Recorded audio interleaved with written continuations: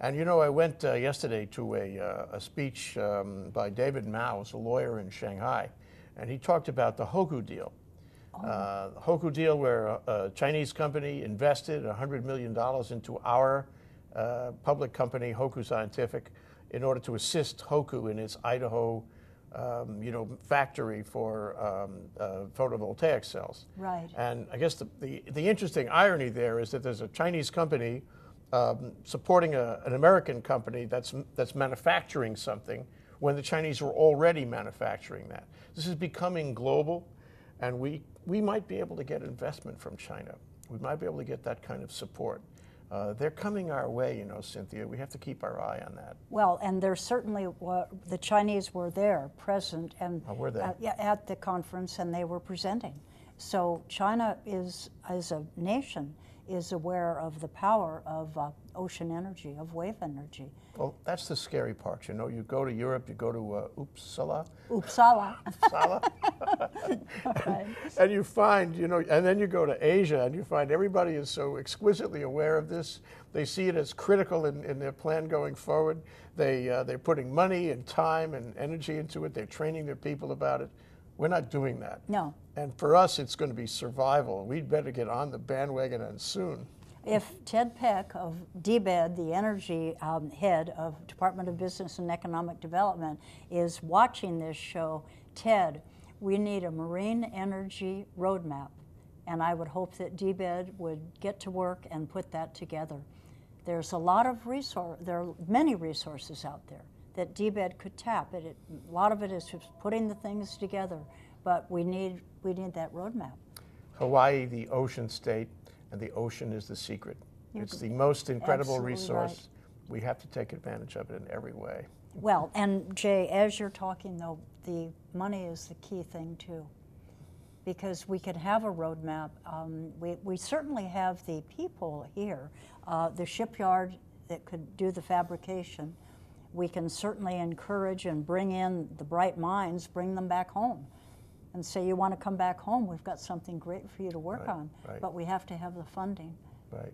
So what is the relationship, do you think, Cynthia, between ocean energy, as it will hopefully expand going forward, and you know, the research and the graduate degrees and local companies doing it, and the undersea cable? What's the relationship? Because they both use the ocean, you know. Well, actually, my opinion is we wouldn't even need an undersea cable if we go ahead and tap the power of the ocean. Because it becomes local, island Absolutely. by island. Absolutely. You can always find, every island can find ocean energy. Absolutely. EPRI has mapped the islands, as I mentioned, and each island could technically get 100% of its power needs met by tapping ocean energy. Oahu, only 80%.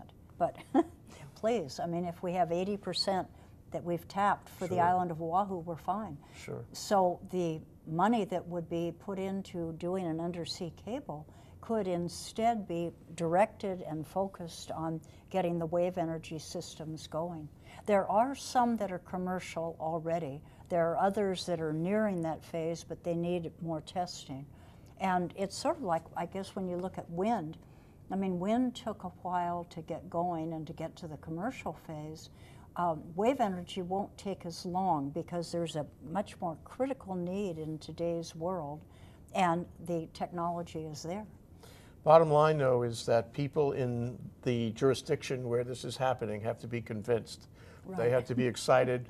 They have to pass bills. They have to establish companies. They have to be committed to recognize the critical importance of this sort of thing. So to me, the first step is education. It's getting out there like you do. It's teaching people where we are and where we need to go. And that's the problem initially. I mean, I don't see people as fully understanding what you're talking about. No, not yet. We've got to get the message out. But they're very receptive, and I talk about it a lot. I do op-eds, and I go to different functions, and I talk about it a lot, and I'll continue to do so. You don't plan to stop anytime soon? Not a bit. In fact, I will say that there are a couple of people from DBED, when they see me, they run.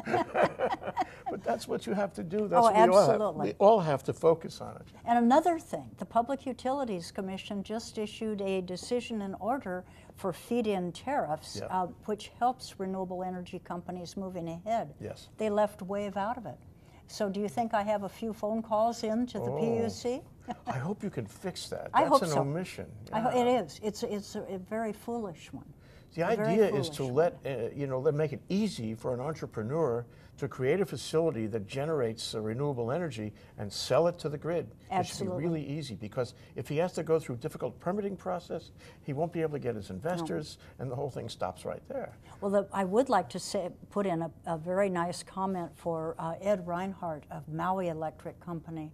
He is right on board on this technology and has been very helpful with Ocean Links. Very helpful. And Ed went to one of the same conferences 2 years ago. They're held every 2 years, and he attended that. And as a result of that, he came back and he said, wait a minute, they've got to spend some more time on grid connection, because you're not just pouring fossil fuel into the plant. You have an energy source that might be not as powerful 100% of the time. With wave, it's far better than wind or solar. And wave energy is, I think, about 92% reliable. And with the NOAA satellites, you could forecast 24 to 48 hours out if there's going to be a downturn in the wave energy coming. At the end of the day, though, through the feed-in tariff or otherwise, you've got to get that energy from the facility offshore into the grid. Right. And you've got to build the software and the hardware and all those things to make that work. That says jobs. It says that jobs. says money in the economy. Research, training. All of that. Lots of people involved with tremendous payload on it. And Pearl Harbor shipyard staying vibrant and turning into a green shipyard, putting out the wave energy converters and doing that kind of work. I mean, we have all of that here together, but we need the roadmap, Ted Peck. We need that roadmap, and with benchmarks and very definite. We don't even need legislation, but we need the funding, Jay, and we have to get something through this coming session. Well, Senator Fukunaga and others will be working on that, these work groups and this program. We'll know a lot more by October 29th in this program.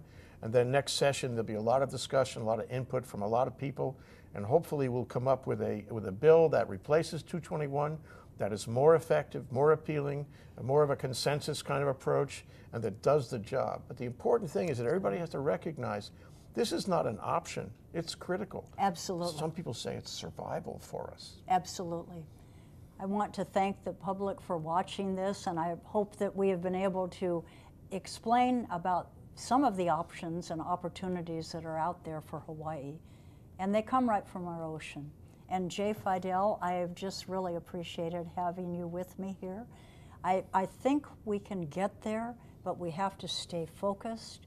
We need to put the resources, the brain power toward developing wave energy, and we need to have the key component, the funding, and that has to come from the legislature in a way, through a bill that will be creative, that won't pull tax dollars away from us, but it will help the companies have a financial incentive to come here and choose Hawaii. And I think we can do it. With your help and your focus, I know we can do it, Cynthia. Thank you, Jay. And thank you so much for being here with me. And aloha to the viewers.